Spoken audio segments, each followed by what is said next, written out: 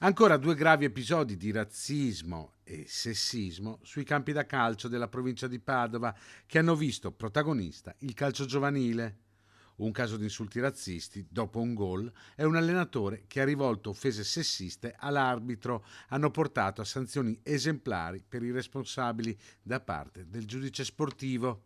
Il primo episodio si è verificato il 2 aprile durante la sfida del campionato provinciale giovanissimi Under 15 tra il Real Tremignon e l'Academy Plateola 1911. Un giocatore di questa squadra, dopo un gol, ha urlato un insulto razzista ed è stato squalificato per 10 giornate. Anche la società è stata sanzionata e dovrà giocare una gara a porte chiuse.